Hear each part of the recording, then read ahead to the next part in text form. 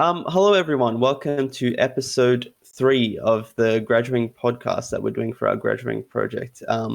This is the third episode that we're filming and recording, but the second episode, as we considered the first episode we filmed to be more of an introductory / episode 0. Yeah. Today we'll be talking about digital service tools as well as when digital activism works. Ryan will be focusing more on the digital service tools aspect. He'll be talking about the harass map and take back the tech and everything related to that and stuff of that nature. Whereas I'll be focusing on the George Floyd and the BLM protests that occurred, obviously following the death of George Floyd, and I'll be referencing that as an example of where digital activism succeeded. So if Ryan's ready to get right into his aspect, we're ready to go. Sure. So I wanted to talk about the service-like nature of modern digital activism that's popped up in the last decade.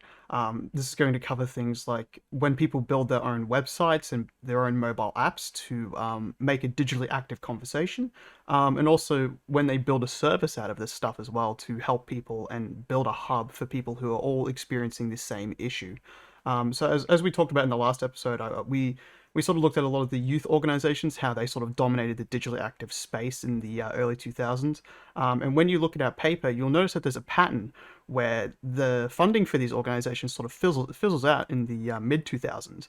And as the 2010s approach, there's more funding focus on things like coding and programming.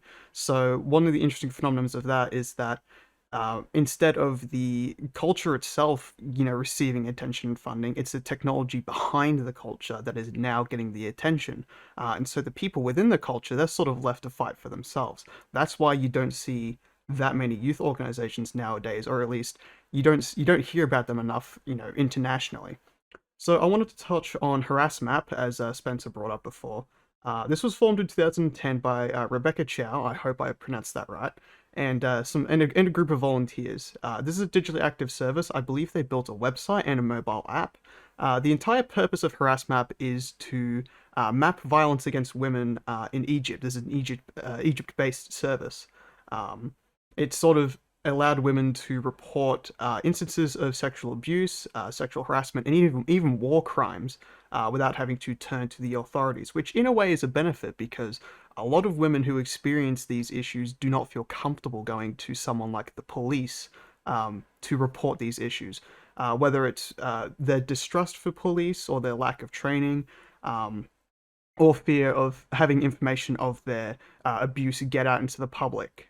Harass Map sort of provides an alternative for women to have their own kind of voice and report things their own way anonymously. And what Harass Map would do with this data is that they would literally plot it on a map to show exactly where all these crimes took place, which is pretty amazing. And this actually got funded by the Canadian International Development Research Centre after 2 years of just being run by volunteers. So they, got facilities, they got actual money to spend on resources and equipment. Which is pretty interesting phenomena because I did just bring up before how a lot of the funding started to focus on the tech rather than the people of this sort of digitally active culture. But no, it's interesting how those youth organizations didn't get this kind of funding, even though both the issues being covered by both Harass Map and, Fierce, for example, as I brought up last episode, they're still really serious issues, but I think the main difference is Harass Map is more sort of focused on saving lives, like when you look at what happened with Fierce, that was just a bunch of kids getting kicked out of a pier, which of course is, it's still bad, it's still an issue, but it's not life or death, What do you think about this, Spencer? What's some of the disparities between these two examples I'm providing? Yeah, I think it's more of an issue where like it relates to women not being like comfortable speaking about a certain subject. Like, whereas I feel like what you brought up with the parents and is they're more comfortable voicing their concerns and their what happened with it and how it affected them. With women, when it comes to sexual assault and stuff of that nature, it can be very uncomfortable for a woman to sort of speak about that because it just because of how bad it is for that to happen to a person, how humiliating, how horrifying it is for that to happen. So for women to have a service like this where they can sort of bring it up anonymously and have it have it help other women by showing where it is on a map that it occurred and stuff like that. I think it's very vital. Like it's a very I guess revolutionary service, because I've seen stuff similar to the harass map where it's like there's a map plotted on like places where a fire has happened in a kitchen and stuff like that, where Yeah. all over across the country. But for something like that with sexual assault, it seems like a very big step forward to like helping, like like a moral like service to like help women like that uncomfortable or scared of that things that like that nature. Yeah, it's a good point you make there, and I'm glad you used the word revolutionary there while you were talking. It is definitely part of a revolution. Some people even have said that Harassment being formed around the start of the 2010s was part of a big sort of feminist digital revolution where women could use these computer technology strategies to create discourse. And Harassment was not just a website built by a bunch of volunteers. Obviously, they did get funded so they could, get some full-on facilities going. But they also offered, talks and help groups for women. It was very much an in-person thing as much as it was from a distance sort of thing. So the amount of involvement that you could have as a victim was all up to you. There were lots of choices, and I think having the funding from this Canadian Research Centre gave them the sort of leg room to play around with this and branch out into several different avenues so that they could help these people. And I think being funded by a Canadian institute is not only great because Canada is pretty good country. I'd like to go there someday. But also because this is an international phenomenon. Just think this started as a website with just a bunch of volunteers, a bunch of people who wanted to help tackle the same issue. And then it's just being funded by someone all the way over in Canada. Like, it's insane to me. And then, of course, Harassmap started to branch out into not just Egypt, but, surrounding countries as well. Because, of course, the whole sort of normalization of sexual harassment towards women, that was really prevalent around those countries and a lot of countries around the world around that time. And it's still an issue nowadays as well. It's like, it certainly hasn't disappeared in the last 11 years. No way. I'll keep the discussion going about digital services for a little bit because obviously, when it comes to such a fluid topic like, digital activism, nothing's going to be perfect. Of course, some digital services are going to go to the extent of, they need to make a profit somehow. You can't just run something just by volunteers forever. Maybe in an ideal world, but we don't live in an ideal world. So, of course, there's going to be some services that, ask for their patrons to submit a fee of, real money. One of these I can think of is BetterHelp. There was a pretty big scandal going on with that, with a bunch of YouTube celebrities, internet celebrities, promoting this service. Essentially, you would pay to go to a therapist by just your mobile phone. You wouldn't need to leave your house. You wouldn't need to go to someone's office. And it does sound good because it can be very discomforting going to a therapist's office, someone you've never met before, and you've got to sit there and sort of let out your darkest secrets or your greatest insecurities. Having the ability to do that from a distance and have a daily plan to combat whatever mental trauma you're going through, it does sound good. But to make a profit off of that, there's a bit of a moral dilemma there. I don't know. What do you think, Spencer? Does that set off any alarm bells for you? I'm going to take the opposing view, but not particularly. Like whatever helps people get into like comfortable in that sort of environment, I think is beneficial. Like you said, it's kind of daunting to sort of step into that environment for the first time and just let everything off. Like it can help if you're behind a screen, you're safe and comfortable at home. In an Right. environment you're relaxed and you're comfortable with. It can be, if it helps these people like get help and talk to like a mental health professional to ease their mind about whatever they're experiencing, I think it's positive in my view. Yeah, it's a fair position to hold. I mean, as long as it is helping people and making a real world difference, that is something we can sort of classify as a successful case where digital activism has done something. And in a society like this, people have to make money somehow. We can't have people working for free. We can't have people building apps for free. Because it takes a lot of talent to do that stuff, and that deserves recognition. Um, I don't know. I still don't feel 100% about it being, I still can't get that perspective out of my head where it's like profiting off of other people's like grievances and stuff like that.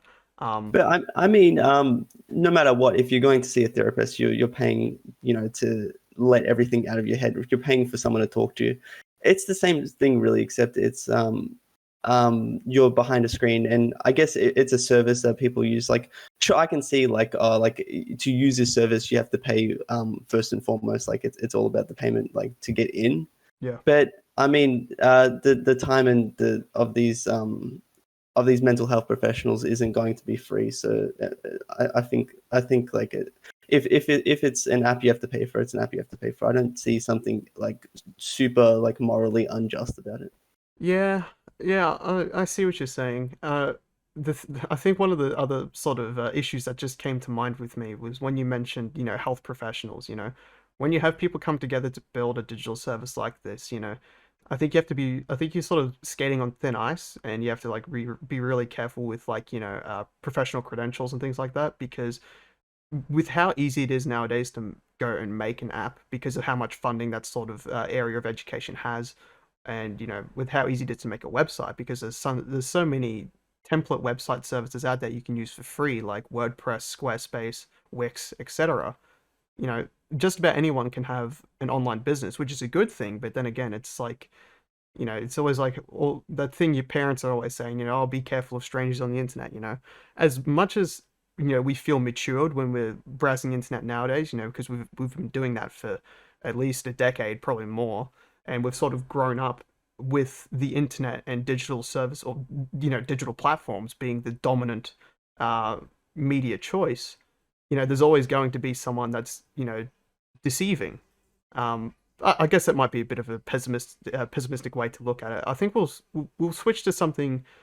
I wouldn't say it's lighthearted. That's a bit insensitive, but more sort of, you know, gives you a bit more hope when it comes to digital activism. Let's talk about the George Floyd protest. So, for a bit of a quick refresher, I believe George Floyd was murdered by a police officer by the name of Derek Chauvin in March of 2020, I believe it is. The details are a little hazy for me. Um, we're not really going to focus on the actual case itself. A lot of people know exactly what happened. The police officer was, convicted and whatnot. We're going to sort of more focus on the protests and the outcry surrounding the incident. So I might hand it off to Spencer for this. Yeah, definitely. I can see what you're saying about more the protest, not the actual incident. Obviously, the protest being sort of an optimistic look into what digital activism can do when a bunch of people use it for a just cause or to benefit something. Looking back on it now, the George Floyd protests are considered to be like one of the largest in US history. It's an estimated about 15 to 26 million people attended, and there was an average of 140 protests a day in the month that followed George Floyd's death. And considering what was going on at the time with the coronavirus pandemic and all, these numbers are really unprecedented. Because if you think about it, there's a high chance that a lot of people didn't attend because of the restrictions in place and because of their fear of the COVID-19 pandemic. Yeah. So the fact that these numbers reach these highs just goes to show how many people did care about this issue and felt so strongly about it. Because it's not as if they just brushed off the pandemic entirely.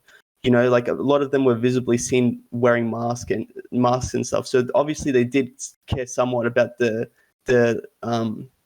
dangers of the coronavirus pandemic. It's just that they viewed the injustice that had occurred was so strong that they had to do something in spite of these restrictions in place and the coronavirus pandemic occurring at that time.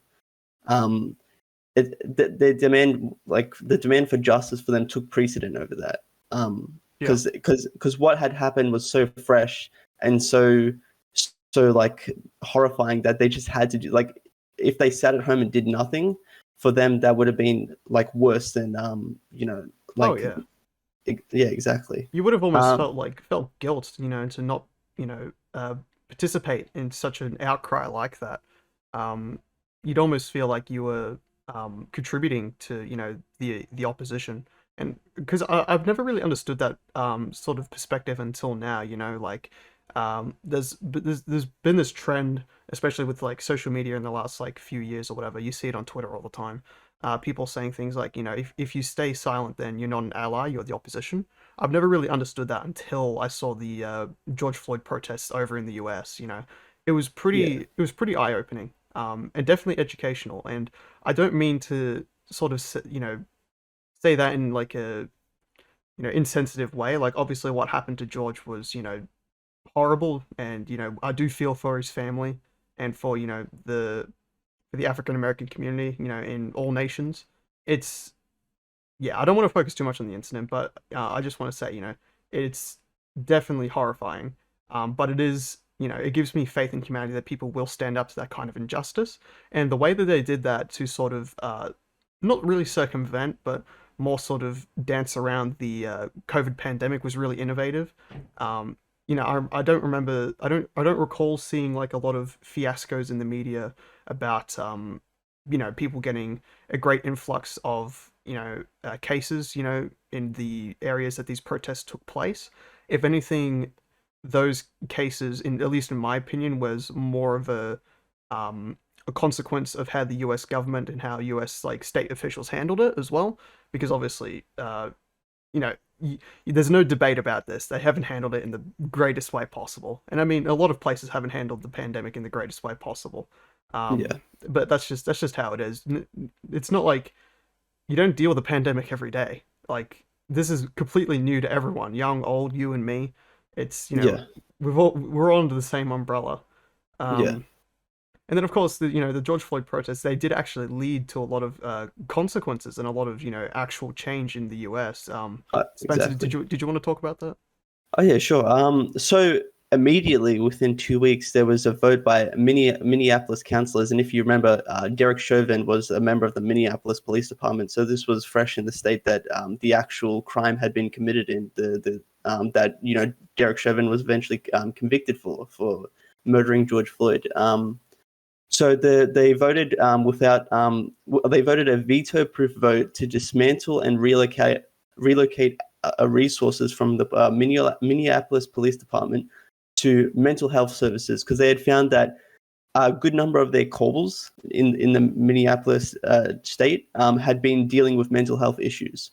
So they were going Right. to relocate resources to supporting these institutions that could better deal with cases of mental health and stuff like that, which is like really like it's kind of like a new idea that you don't think about it because I think more in America, this is my understanding that you call the police like on everything. There's no like mental health channel that you can call when you see someone suffering from mental health or like having like an outburst or something. Yeah. So it's kind of like a revolutionary idea to me that you'd have like a mental health department that deals with these things. Like yeah, even like in Australia, like I think that's like revolutionary. Like the police shouldn't be called on everything because they're not trained to deal with everything. Mental health professionals are better equipped to deal with that sort of thing. Yeah, Um, exactly. yeah. Elsewhere in New York City, Mayor Bill de Blasio had committed to various police reforms, such as reallocating funding towards areas such as youth and health services, which is sort of similar to what Minneapolis had pledged to do with their vote. And they also, Bill de Blasio also committed to repealing Section 50A, which prevented public from accessing disciplinary records of police officers, which, obviously gives more transparency into the people that are supposed to be serving and protecting, the public.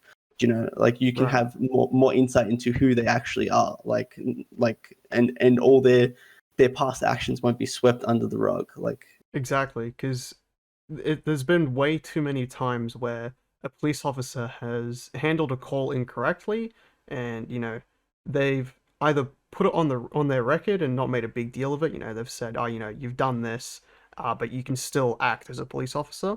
And then there's cases where it's just not on the record at all because it's like, it just for whatever reason, they probably just said it doesn't matter or whatever, which yeah, is pretty unprofessional in my mind. And yeah, I think this entire situation, the way people stood up to this, couldn't have happened at a better time.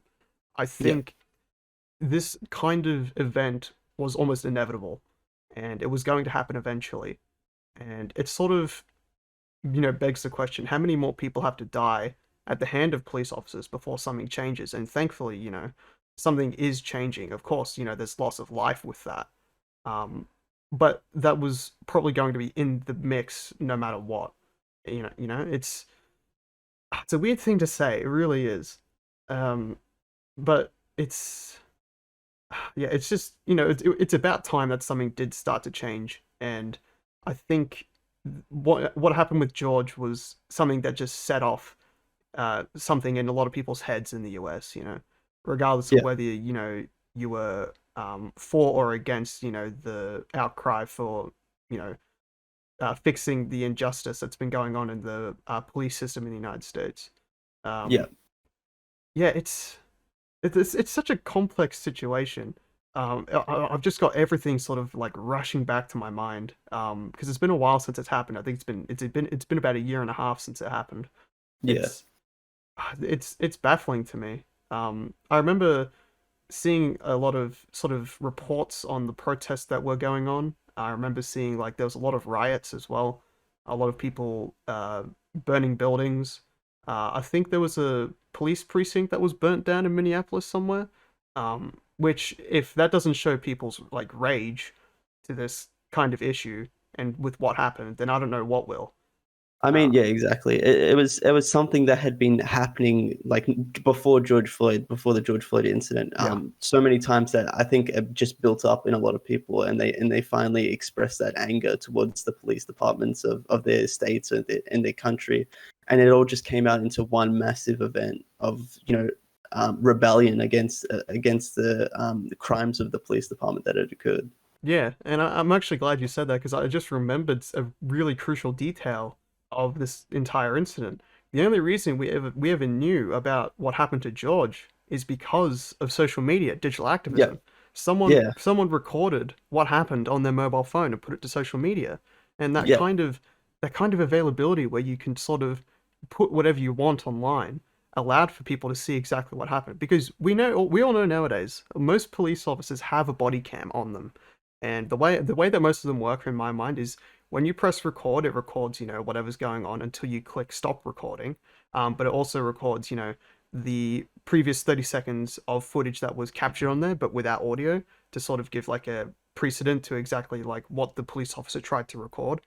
If these police officers around George had body cams, I guarantee they would have gotten rid of the footage straight yeah, away 100%. And I know not every officer there was on the same sort of playing field or the same kind of they didn't all have the same intentions. Like some of them were telling Chauvin to, stop what he was doing, and he was telling them to back off or whatever. Um, but yeah, it's amazing how one person with a smartphone was able to broadcast this to the world, and people said, this needs to be seen. It's almost like like a hidden rule in social media of what has to be seen and what hasn't.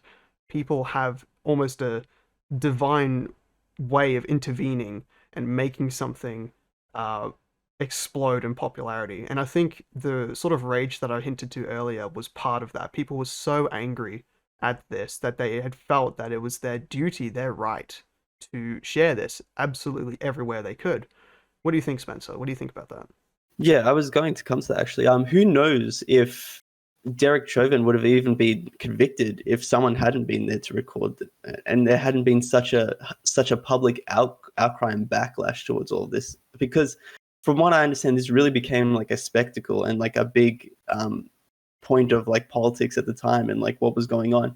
I think even when he was eventually convicted, a lot of people, 18 million I think was the number, actually listened to that conviction. So a lot of people were clearly concerned with what was going on and clearly actively trying to be engaged in what was going on. So the fact that someone was able to record this and make it public and make everyone know about that, like that's the amazing aspect that we talk about with digital activism. The fact that so many people could have become involved and something like that could have potentially have been swept under the rug, because we've seen it happen before where stuff has happened and people have gotten away with it because like they were able to just like bury it under, like with that being such a public spectacle. Like everyone was able to like band together and demand this justice, and which obviously eventually led to the George Floyd protest and the massive like rise of people like rallying against the injustices that had occurred as the result of George Floyd.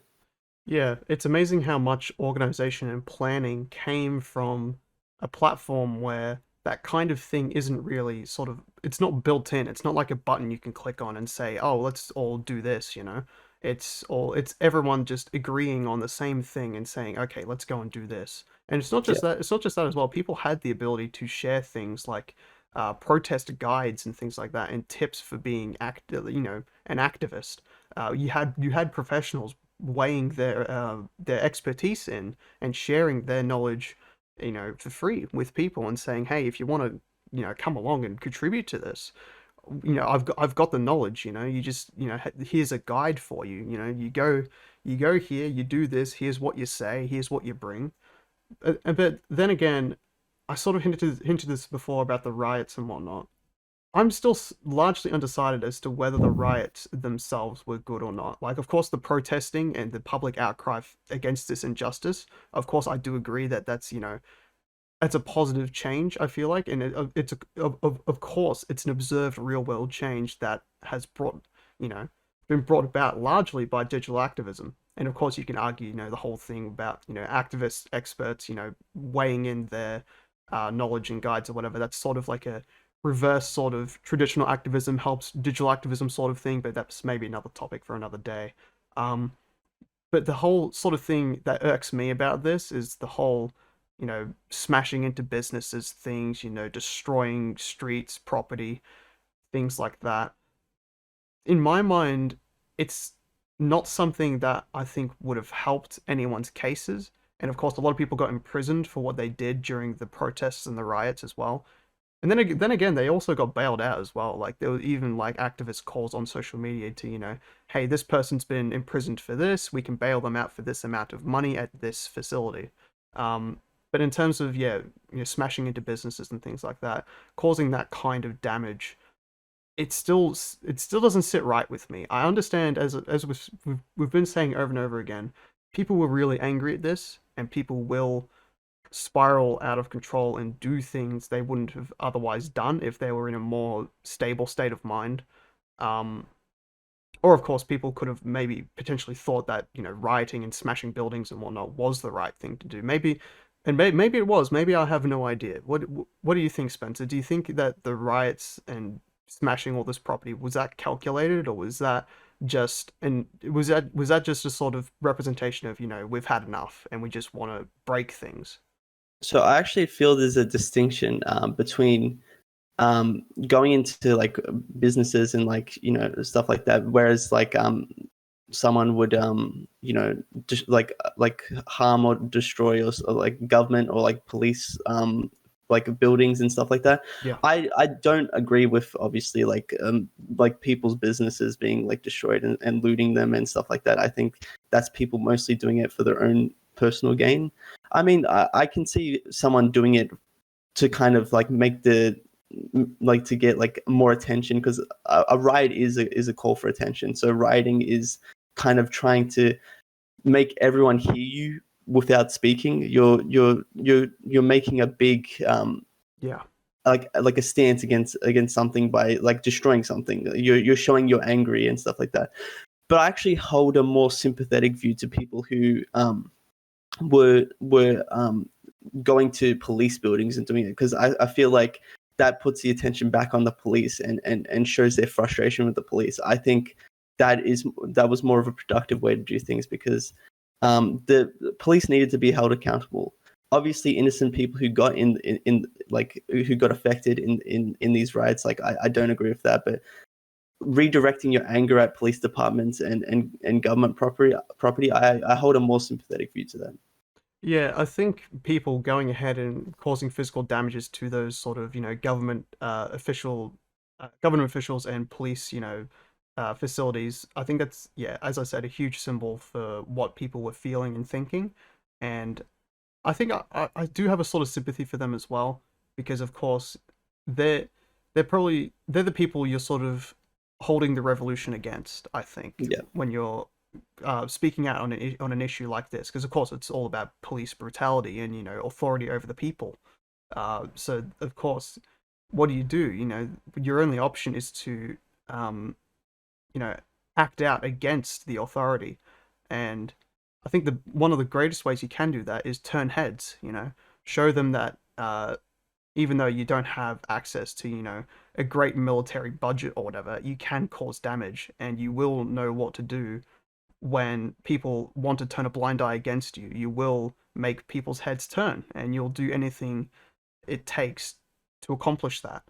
I can, from that sort of lens, I can understand that. It's not something I would personally do, mostly because I'm a wimp and I wouldn't want to, smash windows or whatever.